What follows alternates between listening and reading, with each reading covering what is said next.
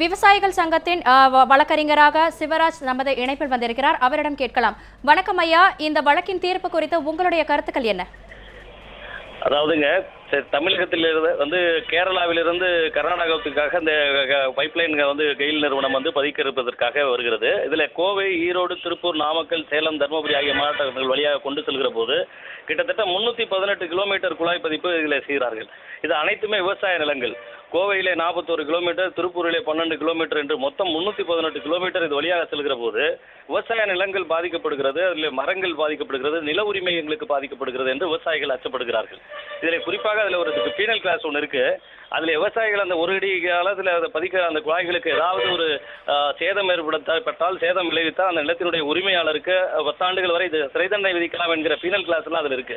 ஆக நிலத்தினுடைய உரிமையும் பறி போய் நமக்கு ஒரு அடக்குமுறையை ஏவுகிற மாதிரி அந்த கெயில் நிறுவனம் இந்த மாதிரியான விஷயங்களை செய்கிறதை ஏற்றுக்கொள்ள முடியாது என்று சொல்லித்தான் அன்றைக்கு விவசாயிகள் எதிர்ப்பு தெரிவித்தார்கள். தமிழக அரசு அதை ஏற்றுக்கொண்டது. அதை ஏற்றுக்கொண்டு அதிலே தடை விதிப்பதற்காக அது தன்னுடைய வழக்கை தொடர்ந்த போது சென்னை உயர்நீதிமன்றம் அனுமதி கொடுத்தது.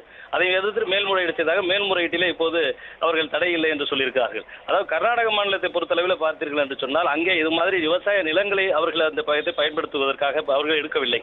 அவர்கள் சாலைகளையும் நெடுஞ்சாலைகளையும் தான் பயன்படுத்தி இருக்கிறாங்க. தமிழ்நாட்டிலும் அந்த மாதிரி சாலைகளையும் நெடுஞ்சாலைகளை இந்த விஷயங்களுக்காக இந்த கெயில் நிறுவனம் பயன்படுத்திக் கொள்ளலாம்.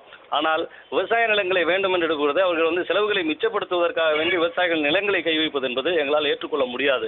விவசாயிகளுடைய வாழ்வாதாரங்கள் ஆல்ரெடி பல பிரச்சனைகளாலே பாதிக்கப்பட்டு கொண்டிருக்கிறது சூழ்நிலையில அங்கே இருக்கிற மத்திய மாவட்டங்களாக இருக்கிற இந்த பகுதிகளில் கோவை, ஈரோடு, திருப்பூர் இந்த மாவட்டங்களில் பெரிய அளவு பாதிப்பை இது ஏற்படுத்தும் என்பது எங்களுடைய அச்சம்.